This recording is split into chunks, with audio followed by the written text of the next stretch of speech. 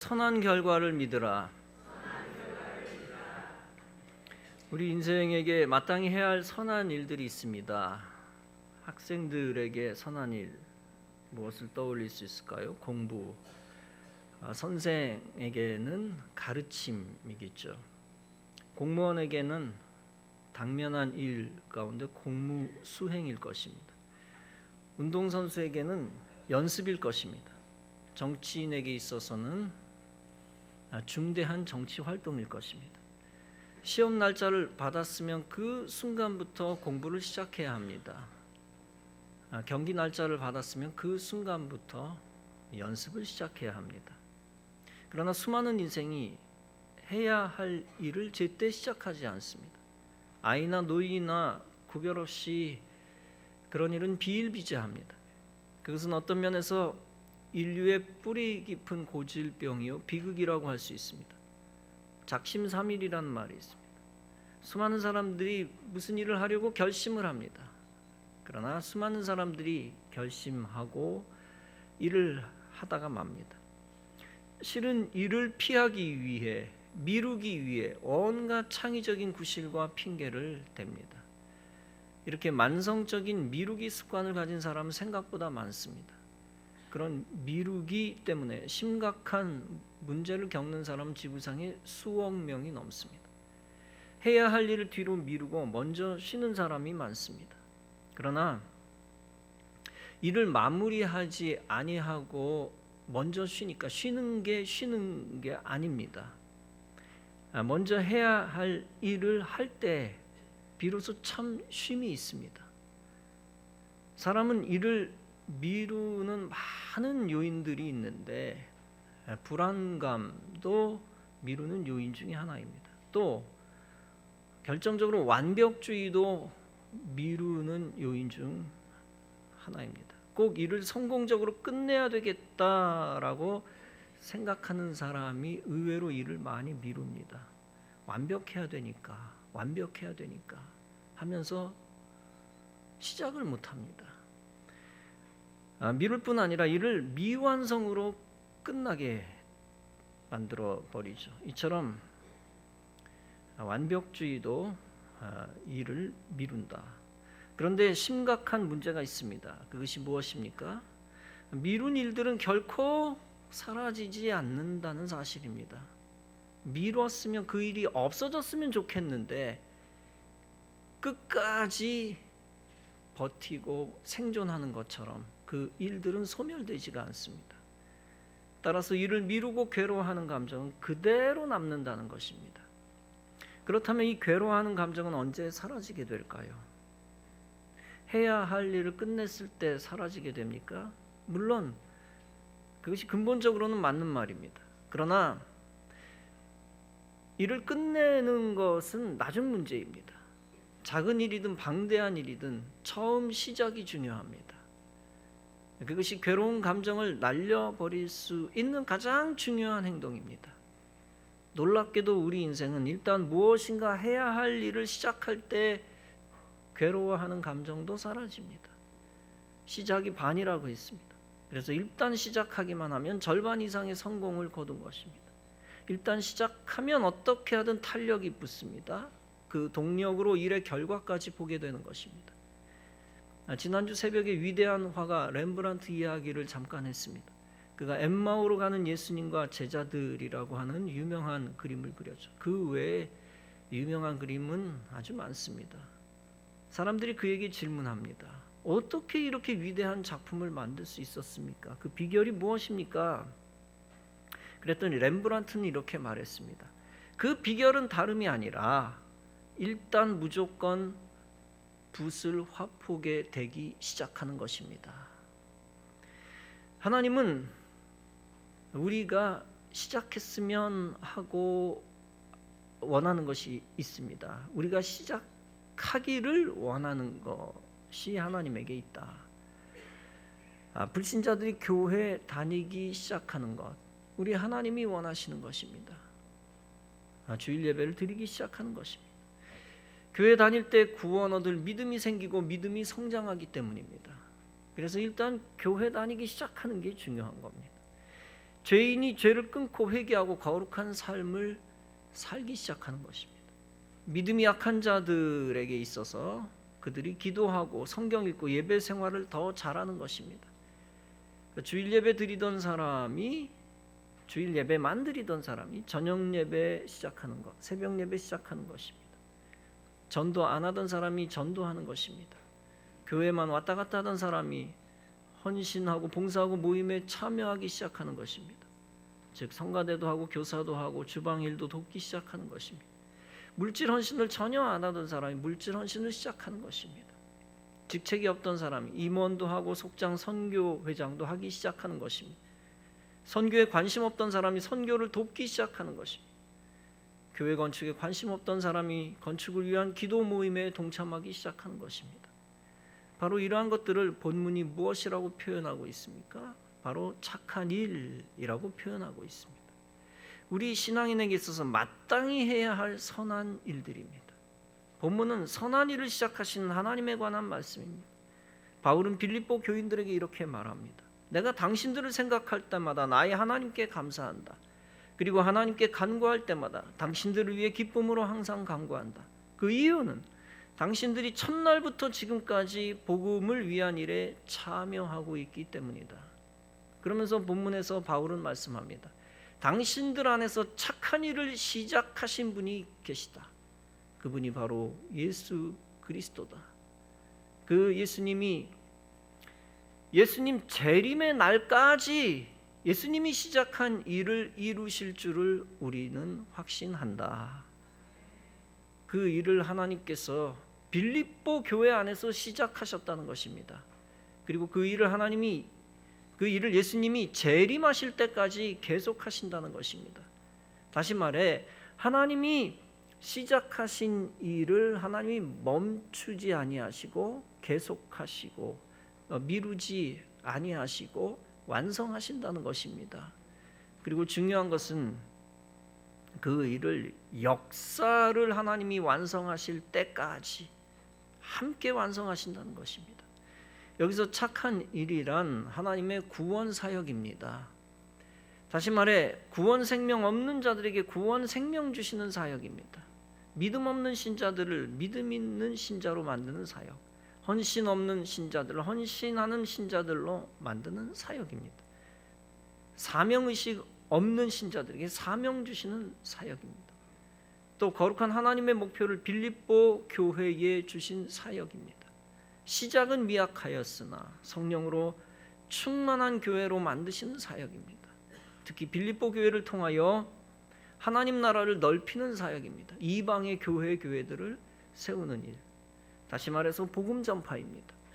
빌립보 교회 속에서 시작한 하나님의 착한 일의 모델이 있습니다.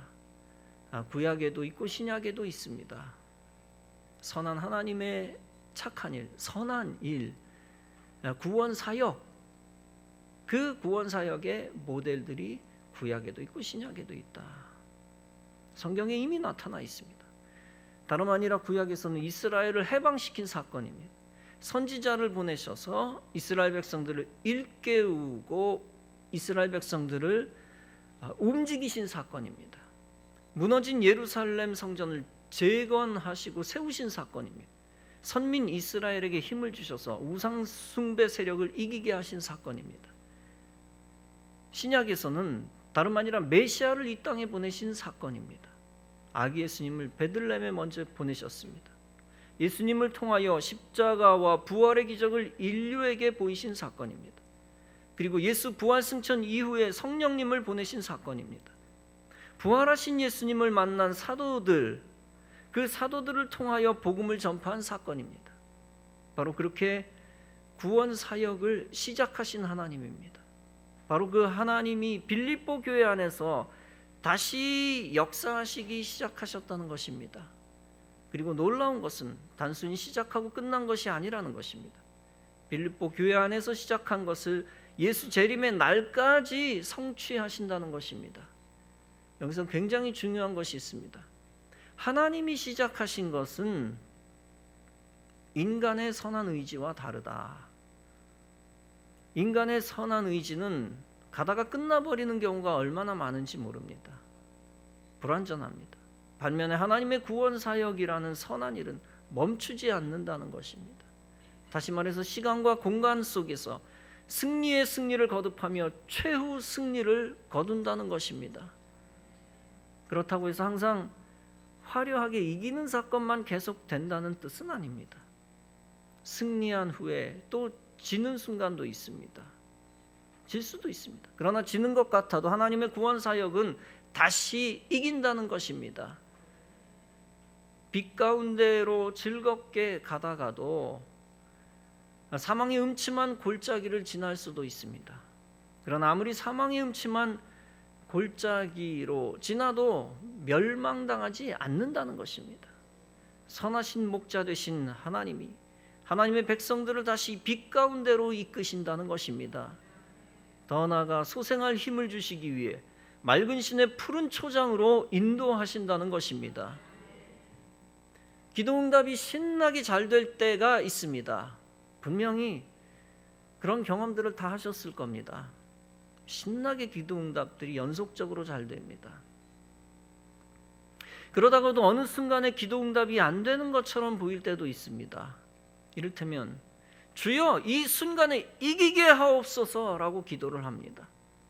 그런데 그 순간 기도했지만 오히려 대적에게 패배하는 순간이 있을 수 있습니다.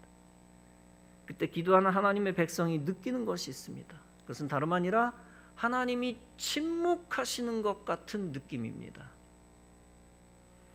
분명히 이기게 해달라고 기도했는데 왜 승리를 주시지 않습니까? 순간 원망하며 탄식하며 기도 무용론에 들어가기도 합니다. 그 순간 낙심하여 순간 영적 침체기에 들어갈 때가 있습니다. 다시 말하면 영적 슬럼프에 빠지는 것입니다. 초신자들이 기도했을 때 기도 응답되지 않으면 대부분 시험에 빠집니다. 아니 하나님 기도하면 기도 응답돼야 되는 거 아닙니까? 왜 기도 응답이 되지 않습니까? 라고 낙심하고 기도의 힘을 잃기도 합니다. 그런데 믿음이 있는 사람들이 기도했을 때는 반응이 좀 다릅니다. 기도 응답되지 않을 때 반응이 다르다. 왜 기도 응답되지 않았을까? 신앙적으로 더욱 고민하며 하나님을 더욱 묵상합니다. 그러다 보니 오히려 더욱 새로운 방향으로 다짐하며 다시 기도에 정진하게 됩니다. 그러면 신앙이 성숙해지고 하나님과 자주 교제하게 됩니다. 결국 새로운 차원의 기도 응답을 체험하게 됩니다. 거절당한 기도를 통해 하나님의 마음을 다시 헤아리게 됩니다. 더욱 주의 뜻에 맞춰 살게 되고 오히려 더 좋은 인생의 결과를 봅니다. 그리고 오히려 이렇게 신앙 고백합니다. 그때는 그 사람과 가깝게 해달라고 기도했지만 이제는 주의 뜻을 알았습니다. 그 사람과 멀어지게 해주셔서 감사합니다. 그때는 그곳에 꼭 하게 해달라고 그 일 꼭 하게 해달라고 기도했습니다. 그러나 이제는 주의 깊은 뜻과 섭리를 알았습니다. 이곳에 남게 해주신 은혜, 그 일을 하지 못하게 하신 은혜를 알았습니다.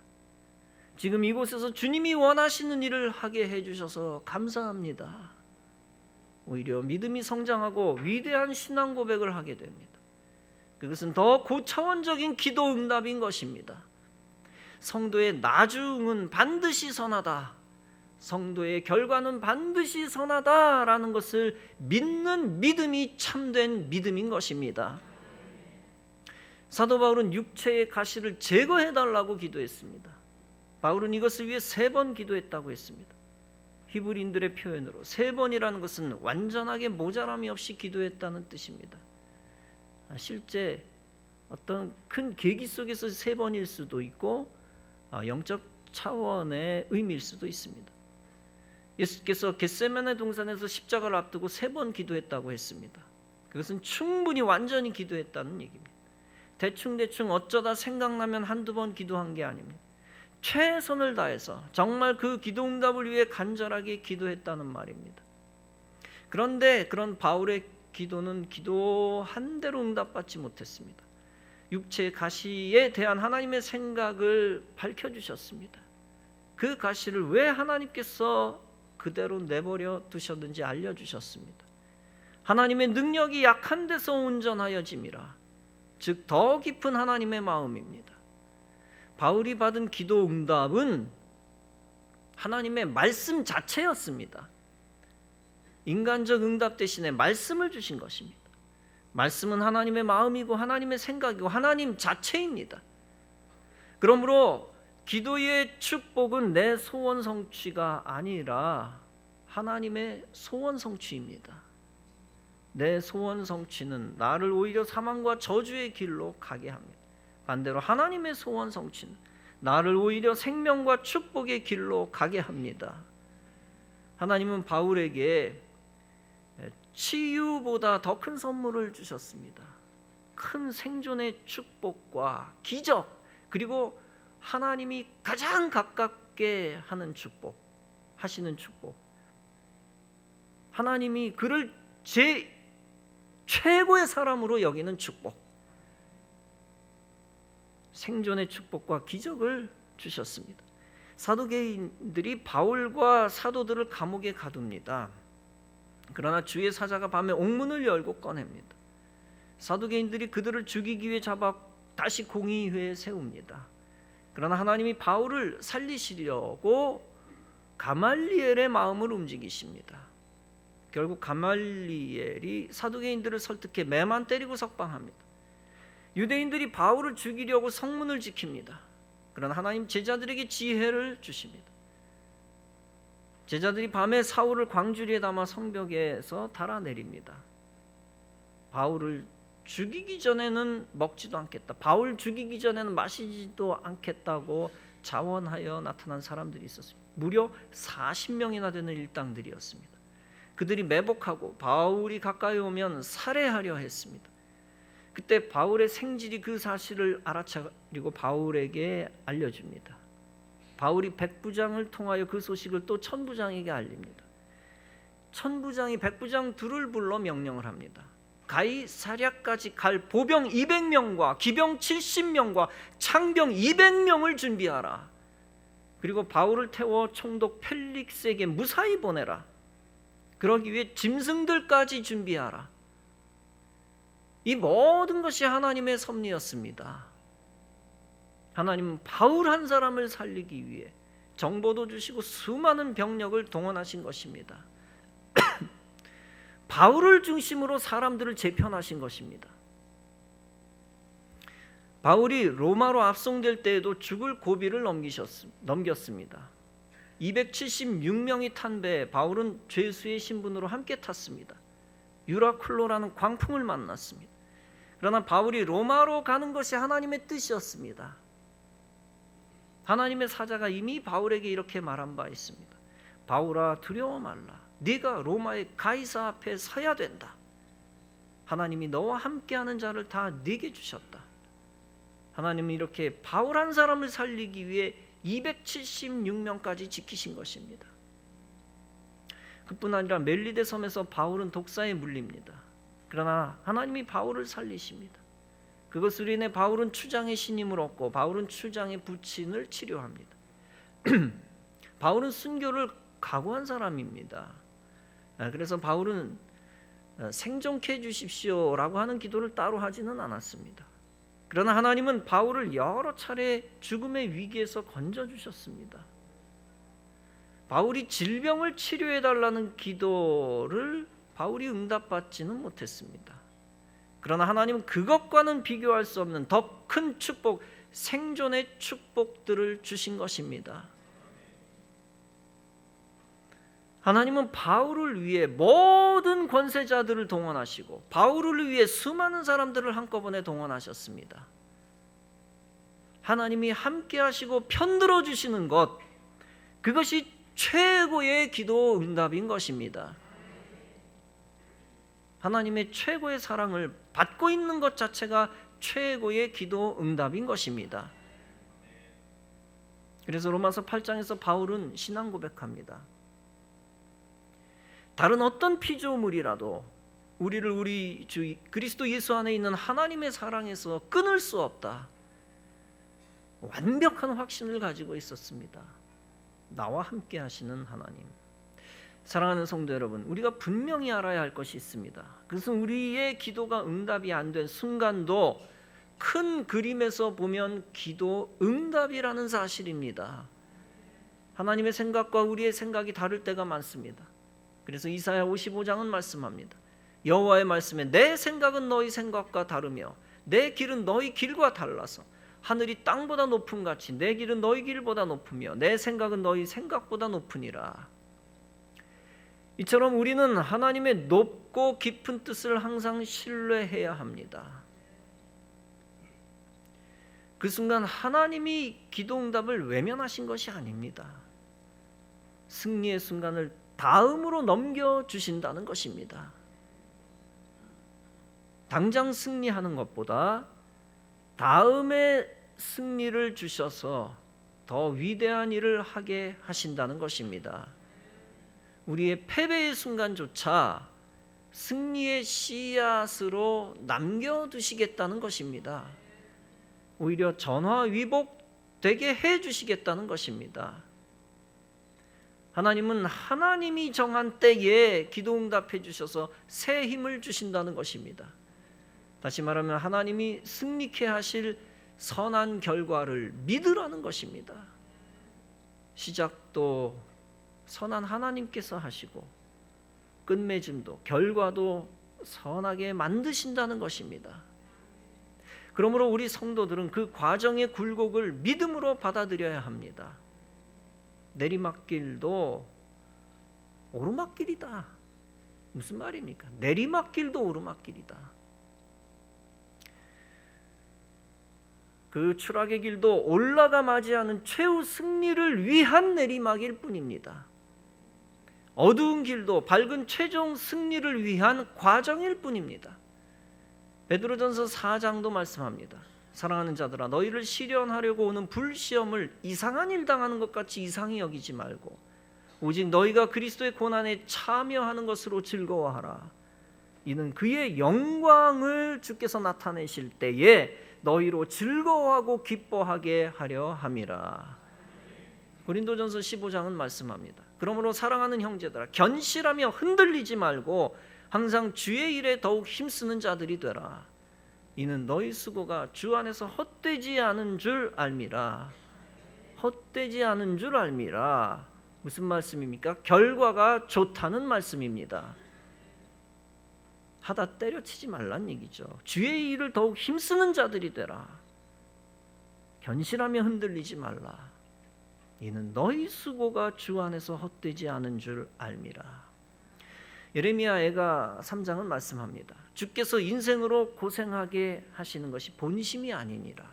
주께서 인생으로 근심하게 하심은 본심이 아니니라. 로마서 8장은 말씀합니다.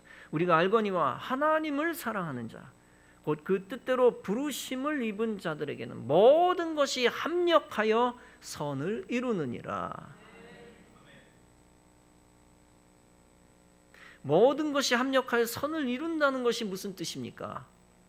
하나님이 사명으로 부르신 자들의 마지막은 선이라는 것입니다. 마지막이 중요한 것입니다.